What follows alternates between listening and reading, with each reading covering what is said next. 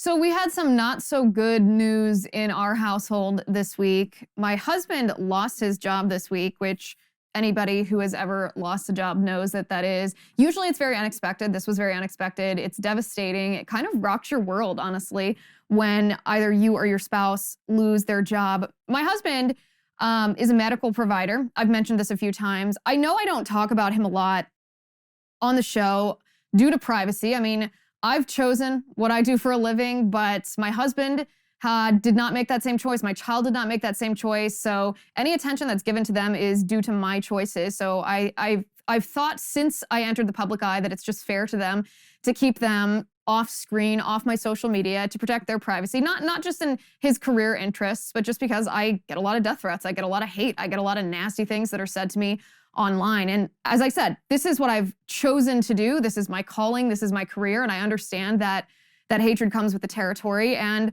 that's not true for what he's chosen to do with his career, like I said, which is a medical provider.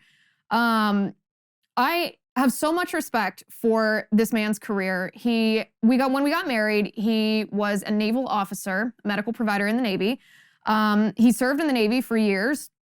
After he got out of the Navy, he worked as a contractor for Border Patrol, also as a medical provider. He provided health care to the migrants who were brought to, well, AOC's infamous detention facilities, or concentration camps as she called them. Basically, he was giving medical care to the migrants who were crossing the border and being detained by Border Patrol. He's worked in orthopedic surgery. I mean, it's hard for me even to come on this show and talk about something this personal. I mean, we normally talk about politics, and we normally talk about how politics hypothetically or vaguely impacts our personal lives, but when it actually does impact your life, when it actually does hurt you, when a politician's actions and their dictates and their mandates actually do harm you and your family, it really feels like a punch in the gut. So you probably can tell where this is going, but my husband, being a medical provider, lost his job due to the COVID-19 vaccine mandate. And I want to talk about this a little bit, what exactly happened and what this means and the broader implications of what is happening, not just to us. We're not an isolated incident. We're not the first and not the last that this is going to happen to. This is happening to a lot of medical providers and healthcare workers across our nation. It's simply egregious to see, and I want to talk about that in depth tonight. I'm Liz Wheeler. Welcome to the Liz Wheeler Show.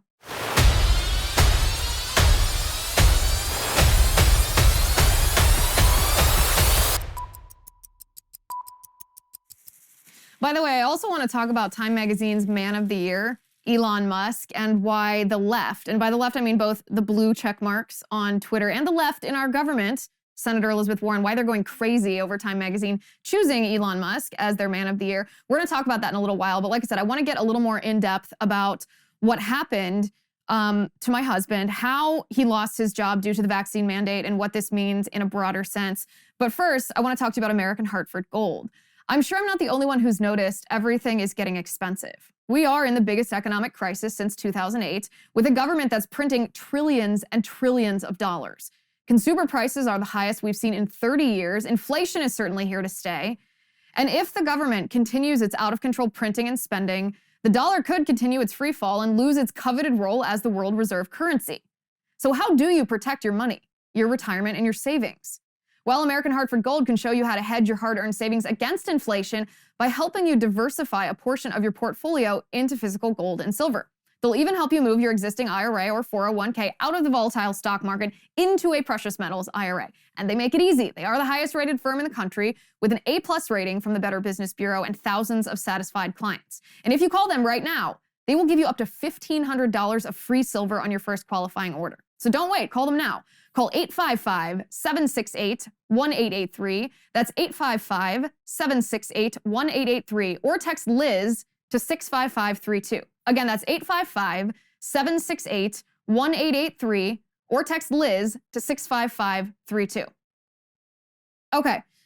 So my husband lost his job this week due to the vaccine mandate, the COVID-19 vaccine mandate. But here's what happened. Here's what was so strange about what happened. My husband had applied for a religious exemption to the COVID-19 vaccine. This was a while back. And that religious exemption was approved. It was approved. This is what he wrote. So let me preface this by saying I've helped numerous people construct their application for religious exemption to the COVID-19. And I always tell people, be as brief and concise as you can. We all have, or you might have, a longer argument, a series of bullet points, a lot of reasons why you don't want the COVID-19 vaccine. But remember that the people who are reading your exemption request forms are looking for ways to disqualify you. They're not actually interested in why your religious beliefs are sincere or examples of the consistency of your beliefs across all aspects of your life. They're not actually interested in your reasons. You're not going to change their mind. They probably have very different views on this than you do, whether it's the vaccine itself, whether it's religious views. So I usually advise people to keep this as short as you can and almost don't include a lot of the information that you want. Just say, I'm asking for a religious exemption for the reason that you're asking for the religious exemption, and leave it at that. And then just state, my viewpoint is consistent throughout my life. Well, it's funny because when my husband was filling out his religious exemption request, I don't think he asked my advice, even though I've done this before. And this is a perfect example. Again, since I'm talking about my husband, making an exception to my normal privacy rule, I'm at least going to say this is why we're perfect for each other, because even without talking, we had the same sorts of strategy to get this religious exemption request approved. Fast forward, again, this religious exemption was approved. He got approval from this.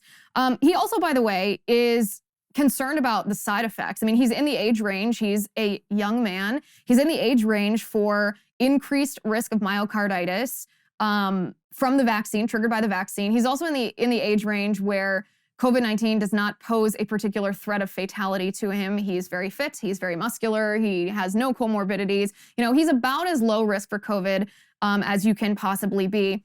He also, by the way, has natural immunity to COVID. So when I'm saying all this is not hypothetical. This is not projection. It's from experience. We know what risk COVID posed to him because he had it and he obviously recovered from it.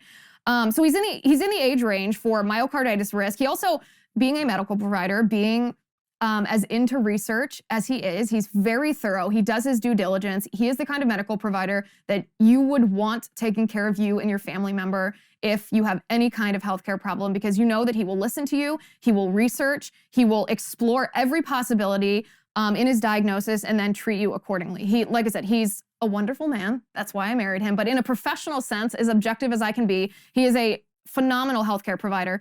And he also read in a paper about how the spike protein in the mRNA vaccine particularly directly damages the inside of blood vessels, which can lead to, well, clotting, obviously, blood clots.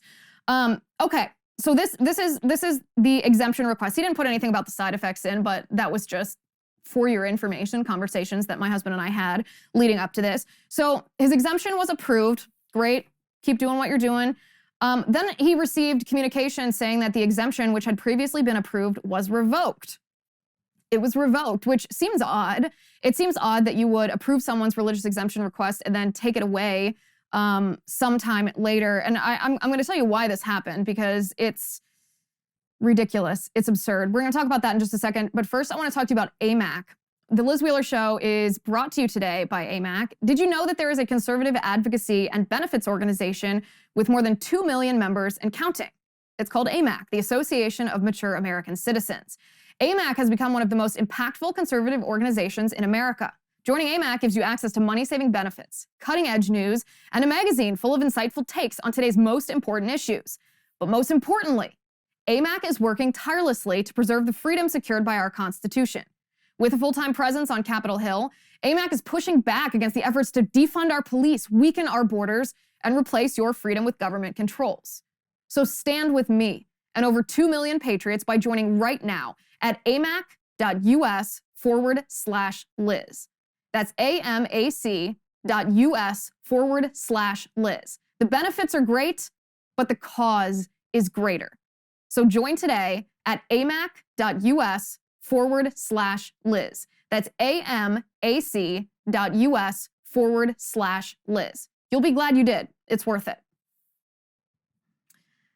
Okay, so the reason that my husband's religious exemption request was approved and then revoked was because he was told it would provide the organization with, quote, undue hardship in order to accommodate his religious beliefs. Undue hardship in order to accommodate. So I wanted to talk about this for just a minute because as I mentioned, he has natural immunity to COVID-19. Natural immunity has been shown in multiple studies to not only be as good as vaccinated immunity or artificially induced immunity, but to be stronger. There was a study out of Israel that showed that natural immunity was 6 times more robust than vaccinated immunity. I mean, this is also science. This is something that virologists have known for a long time. Typically, natural immunity is stronger than vaccinated immunity. So there's an unscientific element from the get-go there. But the accommodations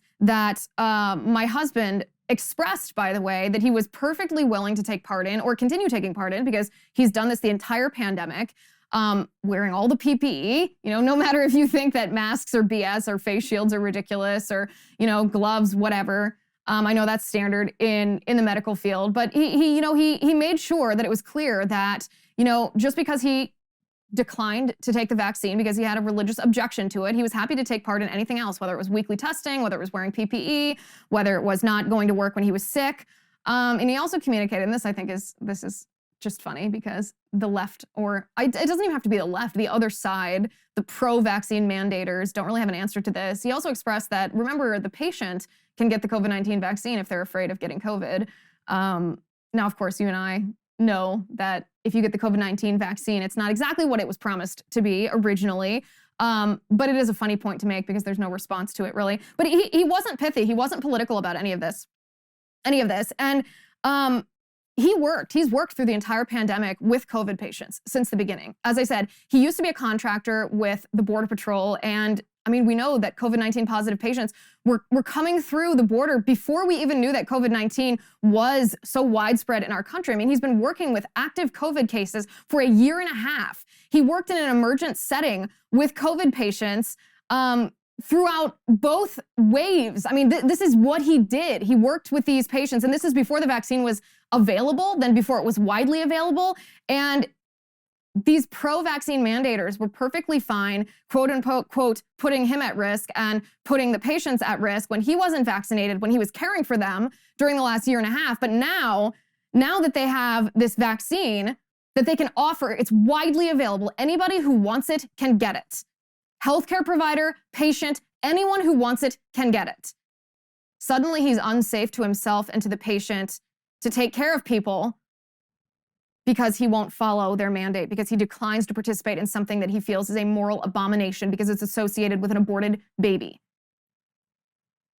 The hypocrisy of this. I know I've talked about this hypothetically, but it hits home in a completely different way when it impacts your family. When your husband tells you that he's actually lost his job. It's not just a fight that you're fighting, that he's actually lost his job because of the vaccine mandate after he's worked for a year and a half, despite the fact that he has natural immunity, notwithstanding the fact that he's willing to take all the precautions that we're told work, which is why there's mask mandates in California, a statewide mask mandate now. It's quite something to see this fight brought to your own front door. And so the reason I'm talking about this is, my husband and I and our daughter are the fortunate ones, right? We are the fortunate ones because I work, we have my job, we have always been savers, we've been responsible investors. And so it's not gonna kill us that he lost his job. It's a disappointment, it's devastating to lose your job, but financially we're gonna be fine. But what if I was staying home with the baby? What if I didn't have a job?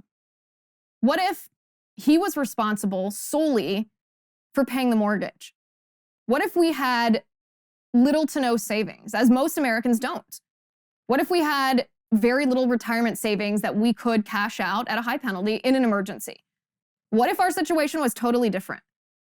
What if he was the sole breadwinner? Imagine facing that choice, because that's not a hypothetical choice. That's happening to families of healthcare workers all across the country, facing this choice of providing for your family when it's necessary, or being forced to take a vaccine that you have a strong moral objection to because you feel that you would be complicit in an abomination, be complicit in the sin of abortion.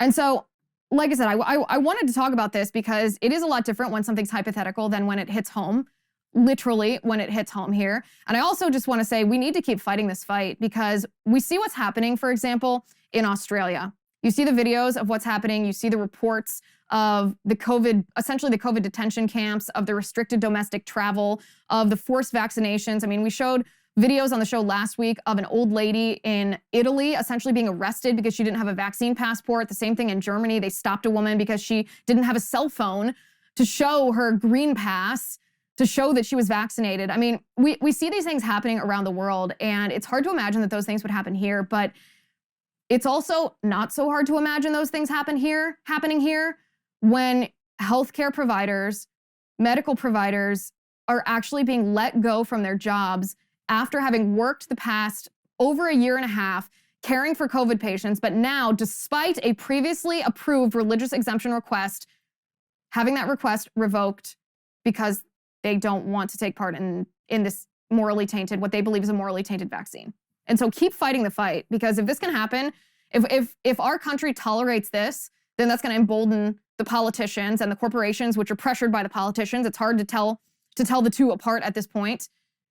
It's going to embolden them to continue to violate our liberties, to continue to try to control us, to continue to, force us to do things to our bodies that we don't want to do, and to violate our religious beliefs if we want to participate in the larger society or provide for our families or earn a livelihood. And so keep fighting the good fight, please, as my husband will do. I mean, as I said, I'm so proud of him. He couldn't be more of the perfect match for me, because he is a patriot. He is a fighter. He is confident. He stands for what he believes. He's unafraid to do what's right, even in the face of consequences. And my heart literally bursts with pride to be married to this man. I, of course, support him and have his back 100% in this particular case, as always. I do want to talk about what the radical left is trying to normalize, an idea that the radical left is trying to normalize related to vaccines. And it's pretty shocking. We're going to talk about that in just a second. But first, I want to talk to you about ExpressVPN. So we all know how a VPN protects your privacy and your security online, right?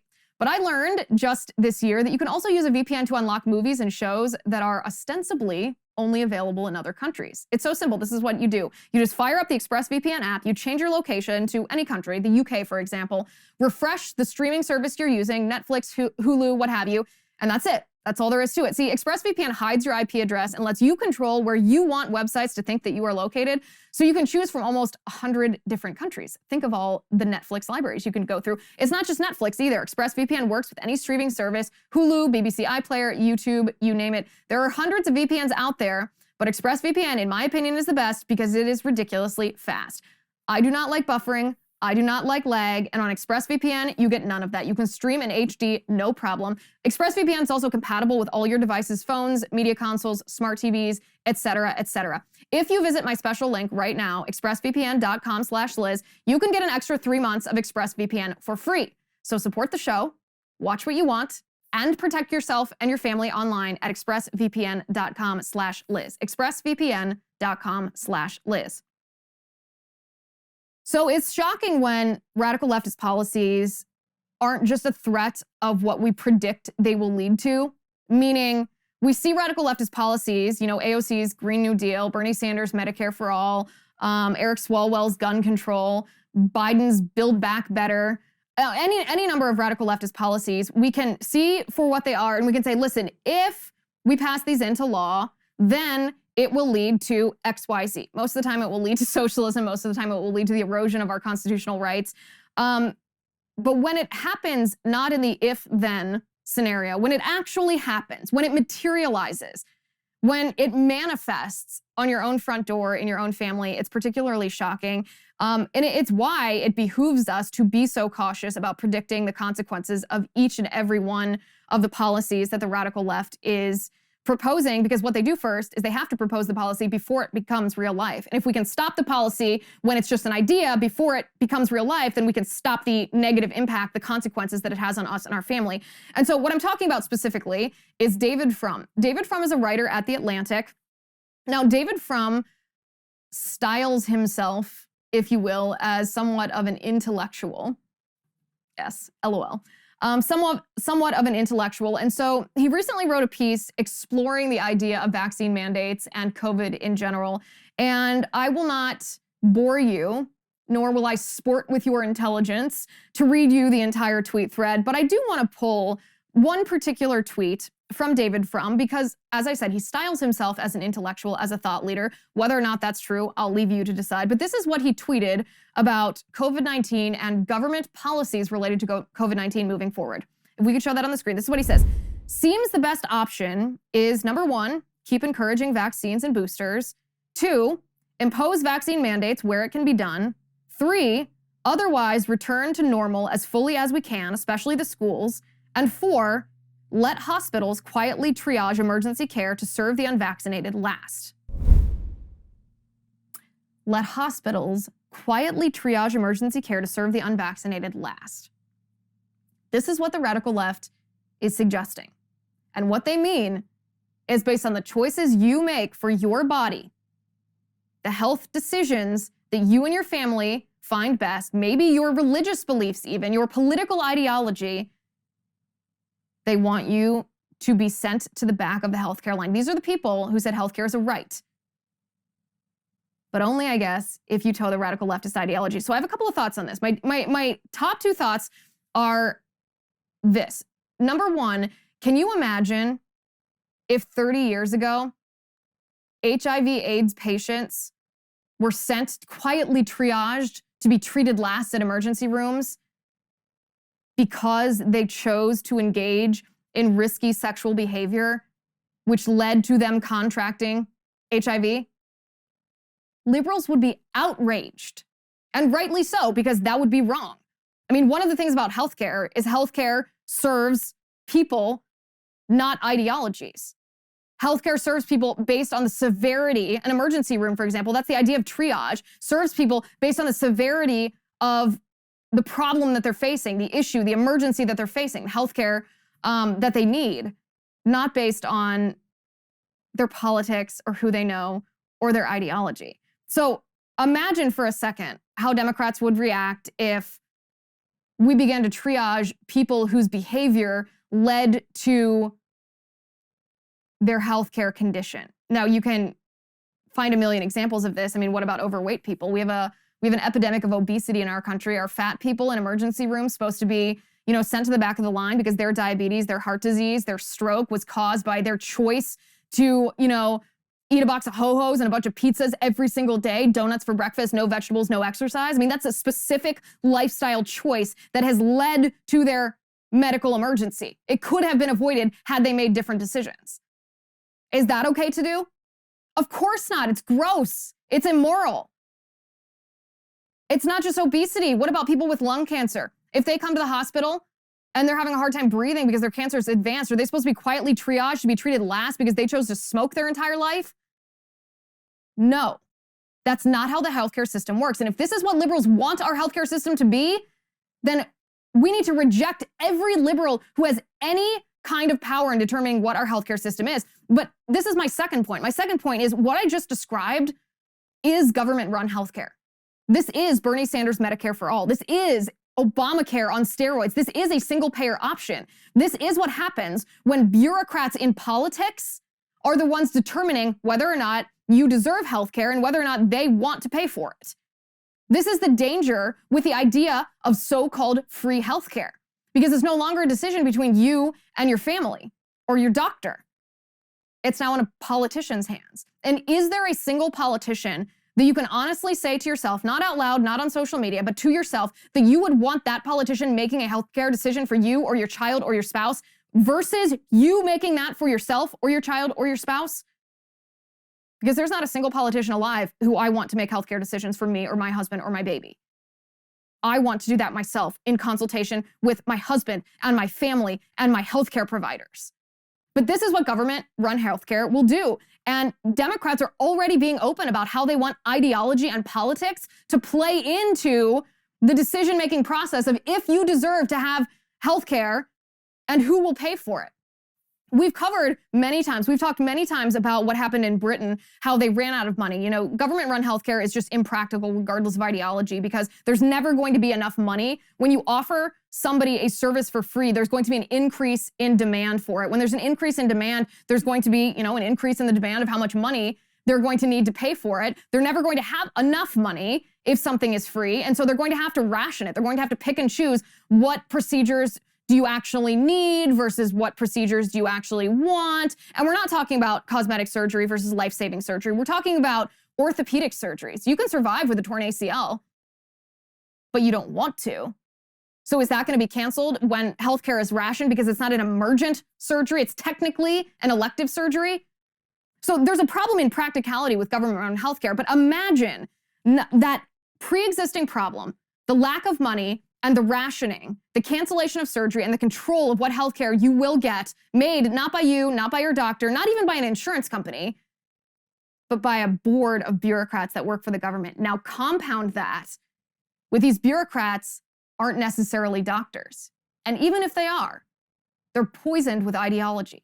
They look at you not as a patient, not as a child of God. They look at you as an ideology that maybe they think is evil. And when you look at evil, do you want to care and cure and heal and love evil? Not if you're on the left, you don't. They've shown us that time and time again. And so when we see ideas like this awful, this toxic, this poisonous, discriminatory, evil idea coming from David Frum to let hospitals quietly triage emergency care to serve the unvaccinated last, we have to reject this. We have to smack this down. We have to call it out for the evil that it is before it is normalized, before it takes root, before it becomes a reality that's not just vague and hypothetical, not just if this becomes reality, then it will impact us. We have to stop this before it impacts us at our front doors. It impacts our family, it impacts our spouse, it impacts our jobs, it impacts the reality of what it means to get medical care. Now, if it were up to me, I would choose my husband as man of the year. Time magazine, however, did not consult with me before they made their choice. So they made what I would consider to probably be the second best choice. I think choosing Elon Musk as their Time Person of the Year is a pretty darn good choice. The only other person, high-profile person that I can think of who has had a surprising positive impact, used his position of power, his platform, to question authority and to be skeptical of public health officials, especially during the COVID pandemic, is Joe Rogan. So I think he's probably a runner-up in my mind. But Elon Musk is a pretty darn good choice for Time Magazine's Person of the Year. It's also refreshing. I was kind of surprised to see this because usually Time Magazine picks people that I do not agree with. I mean, remember last year, Time Magazine picked both Joe Biden and Kamala Harris as their Person of the Year together as a pair, one person. They picked Joe and Kamala, which to me was just funny last year because it was so obvious that they wanted to pick Kamala Harris because they thought she was the heir apparent. She was the rising star of the Democratic Party. She was the it child to latch onto. But it was weeks, less than a month, if that, after the election, they couldn't exactly just diss the president-elect of the United States. So they put Biden on the cover too. But anyway, usually it's a bunch of people I disagree with. For example, this year, I think their Athlete of the Year is Simone Biles. You remember my analysis of Simone Biles, which I stand by. I don't think we've had any information that's been released that changes my view on what happened with Simone Biles at the 2020 Olympic Games. They picked her as the Athlete of the Year as if what she did was heroic instead of, well, it's a shame. Okay, but Elon Musk. So Elon Musk he's caused this outrage, or I shouldn't say he's caused this outrage. An outrage from the left has occurred as a result of Elon Musk being Time Magazine's Person of the Year, and it's pretty obvious why. First of all, Musk has been outspoken against government mandates and against COVID-19 lockdowns, government-mandated COVID-19 lockdowns. He said that about COVID-19 vaccine mandates. He said, "I believe we've got to watch out for the erosion of freedom in America."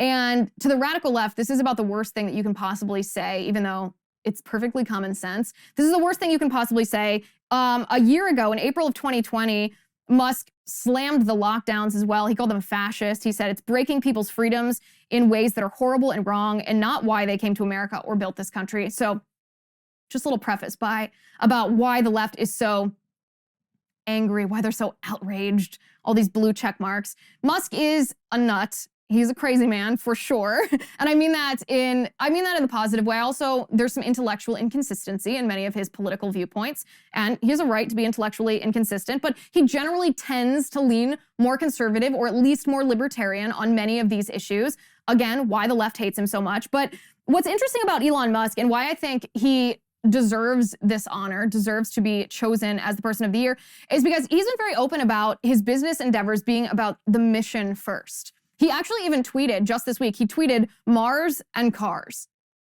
Those are the two things he cares about. Those are the two things that he's dedicated his life and his fortune, his brain and his innovation to achieving.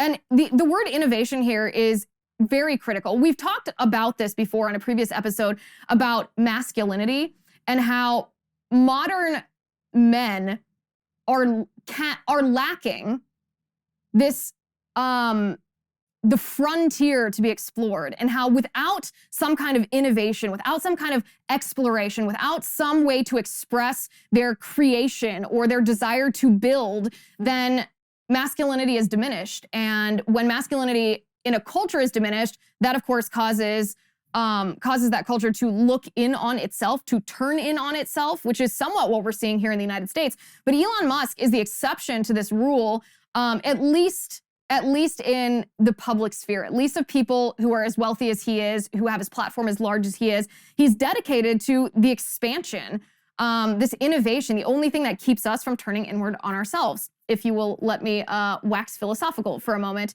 And we are obviously in our country starting to turn on ourselves, or eat ourselves, if you will. I mean, the vaccine mandates is the perfect example of this. You know, saving lives, let me ruin yours. I mean, we are fighting ourselves. If we fall, we will fall from within. That's what I truly believe.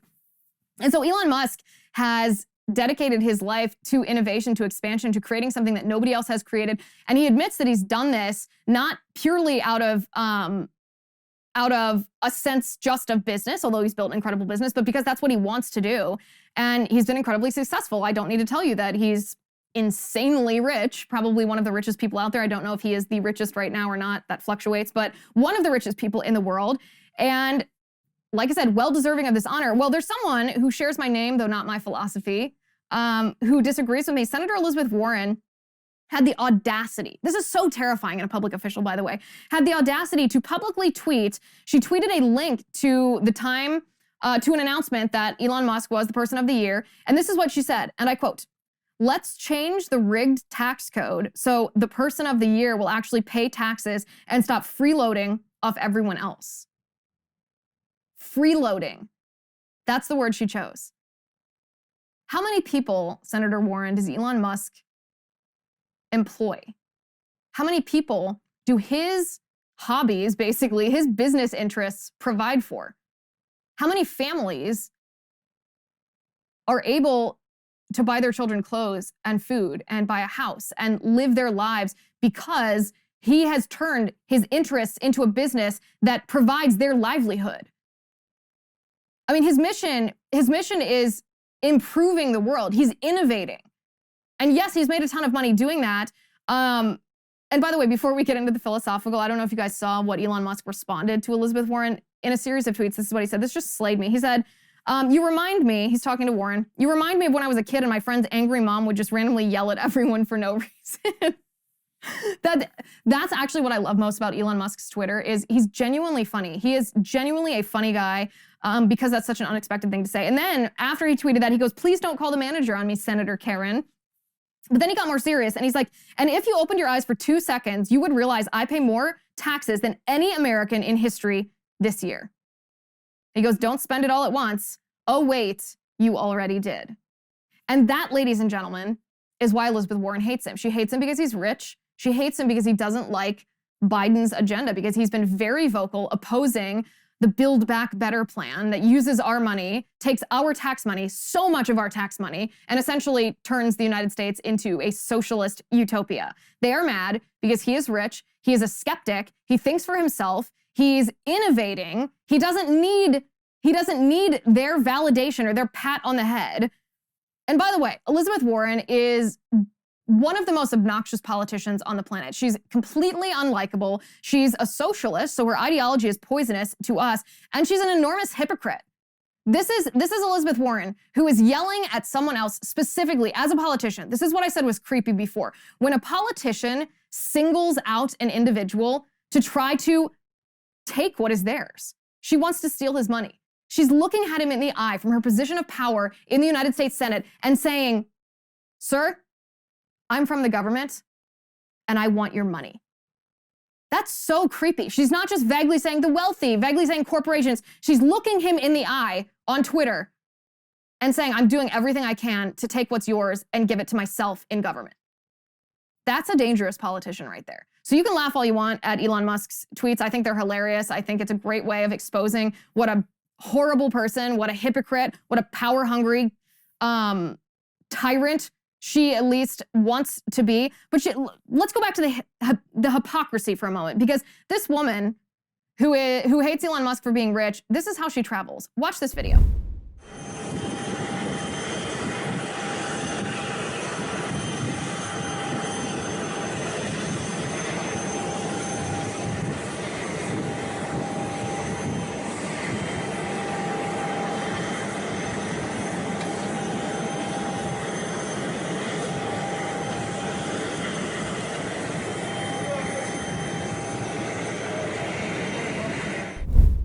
So you will see Elizabeth Warren descending from the steps of a private jet, a chartered jet. How many of you have ridden on a private jet?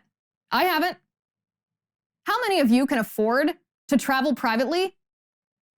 That's right, because this is something that only the upper echelon, the wealthiest of the wealthy, do in our country. Elizabeth Warren is too special, too powerful to travel like you and I. She wouldn't ride economy. She wouldn't sit back there with us sorry people. No. She has a private jet that carries her from place to place. And then if you watch the end of that video, you'll notice that Elizabeth Warren, when she realizes that she's being videoed, she hides behind her staff. What are you hiding from, Senator? You look fine. Your hair and makeup's done. It's not like you don't want to be photographed for some reason. The only reason that you don't want to be photographed, that you are hiding behind your staffers, is because you know you are a hypocrite. You know, as you want to impose a wealth tax on other people, you are living like the wealthiest of the wealthy. Shame on you, Senator. Shame on you. There's also the matter, Elon Musk, of course, is correct. He's set to pay $15 billion in taxes this year. That's billion with a B. $15 billion. This is according to CNBC. Based on his November Twitter poll, Musk plans to sell 10% of his total Tesla shares.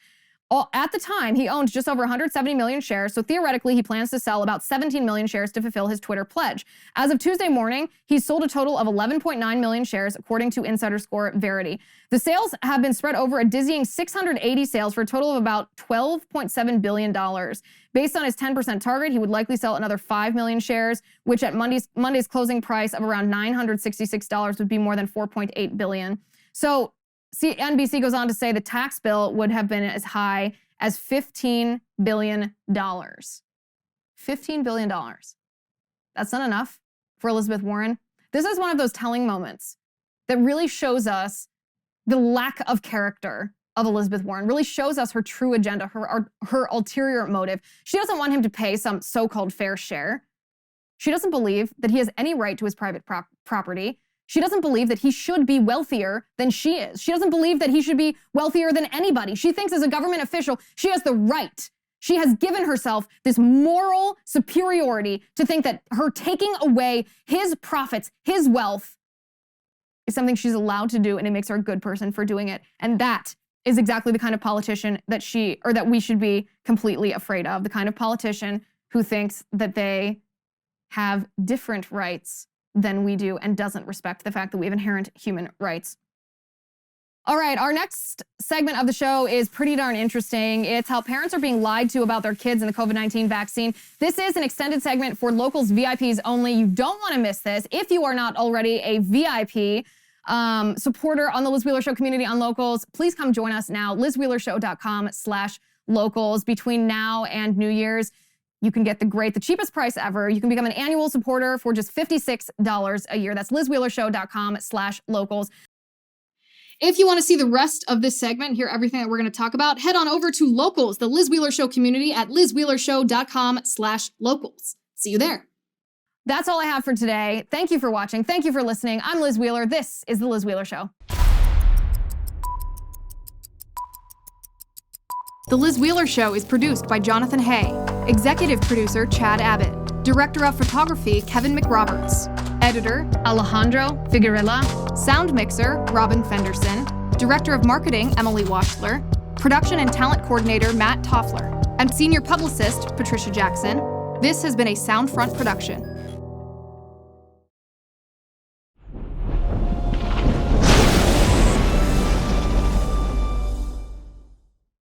If you haven't already, give this video a thumbs up, hit the subscribe button below, and ring the bell to make sure you never miss a video.